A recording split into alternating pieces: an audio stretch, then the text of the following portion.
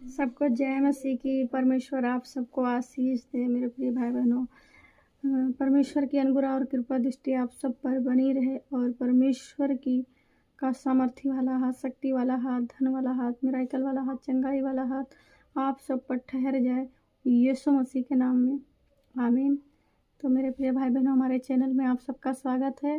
कैसे हैं मसीह भाई बहन? उम्मीद करती हूँ कि आप लोग बहुत ही अच्छे हैं। और आज यीशु मसीह के वचन में आप लोगों का स्वागत है। आपकी बहन संगीता आपके बीच में उपस्थित है परमेश्वर का वचन लेके। तो आज मैं जो है वचन जो है परमेश्वर का जो आप लोगों के साथ साझा करूंगी और इसके साथ साथ बात करने वाली हूँ प्रॉफेट बजिंदर सिंह को लेके। उनके विषय में आप लोगों को बताऊंगी। तो आप लोग वीडियो में नेक्स्ट एंड तक बने रहिए, वीडियो को मिस मत करिए। जब आप लोग वीडियो को मिस कर देते हैं, वीडियो को भगा देते हैं, तो आप लोगों को कोई जानकारी नहीं मिलती है। इसलिए आप लोग वीडियो को पूरी देखना। और अगर प्रॉफेट बजिंदर सिंह के बारे में कोई नया मैसेज या जानकारी चाहिए तो आप लोग चैनल को सब्सक्राइब कर लेना। क्योंकि नए हैं अगर चैनल पे तो बेल आइकन की घंटी को बजा देना, ताकि जो भी वीडियो मैं प्रॉफेट बजिंदर सिंह के बारे में बनाऊँ या कोई भी मैसेज आप जो है इस वीडियो के माध्यम से दूँ तो नोटिफिकेशन आप लोगों तक पहुँचे। तो आप लोग जो है चैनल पे नए हैं तो चैनल को सब्सक्राइब कर लेना। और बात करती हूँ प्रॉफेट बजिंदर सिंह को लेके। आज मैं प्रॉफेट बजिंदर सिंह के बारे में एक ऐसी बात करने वाली हूँ जो आप लोग सुन के चौंक जाएंगे और आप लोग को यकीन नहीं होगा कि विश्वासियों को यकीन होगा। सो जो अन्य विश्वासी हैं उनके लिए तो मुश्किल है, लेकिन जो विश्वास करते हैं परमेश्वर पर उनके लिए बहुत संभव की बात है। और जो बात आज मैं बताने वाली हूँ प्रॉफेट बजिंदर सिंह को लेके, वो आप लोग सुन के खुश हो जाएंगे और चौंक भी जाएंगे। तो उससे पहले मैं जो परमेश्वर ने हमें वचन दिया है उस वचन को मैं आप लोगों के साथ साझा करना चाहती हूँ। तो मेरे मसीह भाई बहनों, आप लोग तैयार हैं परमेश्वर का स्वागत करने के लिए, परमेश्वर का वचन सुनने के लिए? हालेलुया। अगर तैयार हैं तो मैं आप सबके साथ वचन साझा करती हूँ। वचन है मत्ती 13 के 25 आयत में लिखा है, बोझ से दबे लोग के लिए विश्राम। ठीक है, मत्ती 11 के 25 आयत में लिखा है, उसी समय यीशु ने कहा, हे पिता, स्वर्ग और पृथ्वी के प्रभु, मैं तेरा धन्यवाद करता हूँ कि तूने इन बातों को ज्ञानियों और समझदारों से छिपा रखा और बालकों पर प्रकट किया है। हाँ हे पिता, क्योंकि तुझे यही अच्छा लगा। मेरे पिता ने मुझे सब कुछ सौंपा है और कोई पुत्र को नहीं जानता केवल पिता, और कोई पिता को नहीं जानता केवल पुत्र, और वह जिस पर पुत्र उसे प्रकट करना चाहे। हे सब परिश्रम करने वालों और बोझ से दबे लोग, मेरे पास आओ, मैं तुम्हें विश्राम दूंगा। मेरा जुआ अपने ऊपर उठा लो और मुझसे सीखो, क्योंकि मैं नर्म और मन में दीन हूँ, और तुम अपने मन में विश्राम पाओगे, क्योंकि मेरा जुआ सहज और मेरा बोझ हल्का है। हालेलुया। तो मेरे प्यारे भाई बहनों, आप सबको इस वचन के द्वारा परमेश्वर आप सबको आशीष दे। और इस वचन के माध्यम से मैं आप सबको यही बताना चाहती हूँ कि चाहे कोई भी संकट हो, या मैं अपने ही ऊपर ले लेती हूँ, अगर मेरे ऊपर कोई दिक्कत है या परेशानी है तो हमें क्या करना, हम लोग क्या करते हैं कि हम लोग थोड़ा सा हाइफर हो जाते हैं, परेशान हो जाते हैं।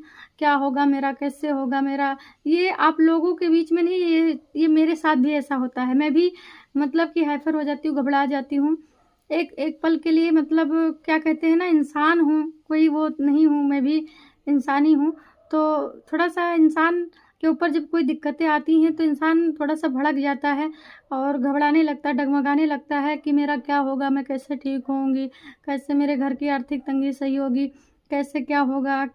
ये सारी चिंताएं मतलब अब हम सबके मन में चलने लगती हैं। एक तरीके से परमेश्वर जब जानते हैं कि देखते हैं, परीक्षा लेते हैं कि देखिए हमारे बच्चों का विश्वास कहाँ तक है, तो उसी में एक इंसान जो है, इंसान तो इंसान ही है ना, वो कोई भगवान तो है नहीं। तो इंसान क्या करता है, इंसान भटक जाता है। इंसान जो है उसके अंदर एक डर समा जाता है कि मेरा क्या होगा, अब मेरा क्या होगा, अब कैसे क्या होगा। तो इस बात को लेके परमेश्वर का ये वचन कहता है मत्ती 11 के 28 आयत में लिखा है, सब परिश्रम करने वालों और बोझ से दबे हुए लोगों मेरे पास आओ, मैं तुम्हें विश्राम दूंगा। हालेलुया। कितना खूबसूरत वचन है परमेश्वर का। परमेश्वर ने खुद कहा है कि हे बोझ के तले दबे लोग मेरे पास आओ, मैं तुम्हें विश्राम दूंगा। तो आज जब हम सबके ऊपर कोई दिक्कत आती है तो हम लोग क्या करते हैं, हम लोग जो है हड़बड़ा जाते हैं, हम लोग घबरा जाते हैं, हम लोग हाय हाय करने लगते हैं, कुड़कुड़ाने बड़बड़ाने लगते हैं। ऐसा मेरे साथ भी होता है, ऐसा बहुत सारे लोगों के साथ होता होगा। लेकिन हमें क्या करना है, हमें क्या करना है, अपने बोझ को, चाहे वो गरीबी का बोझ हो, चाहे वो कर्जे का बोझ हो, चाहे वो बीमारी का बोझ हो, चाहे टेंशन डिप्रेशन दुश्मन का कुछ भी हो, सारे बोझ को हमें क्या करना है कि अपने परमेश्वर यहोवा के शरण में डाल देना है। अपने बोझ को एक टोकरी में रख लो, जैसे कोई टोकरी में कुछ रख के सर पे जो है टोकरी में रखता है, वैसे सारे बोझ को इकट्ठा करके और सारे बोझ को, यानी चाहे वो गरीबी का बोझ हो, कर्जे का बोझ हो, बीमारी का बोझ हो, घटी का बोझ हो, या बच्चा का बोझ हो, बच्चा नहीं होता है उसका बोझ हो, कोई भी चिंता है, सारी चिंता, सारा टेंशन, सारे बोझ को आप यहोवा के शरण में डाल दो, वो तुम्हें विश्राम देगा। हालेलुया। तो मैं आप लोगों को एक बात बता देना चाहती हूँ।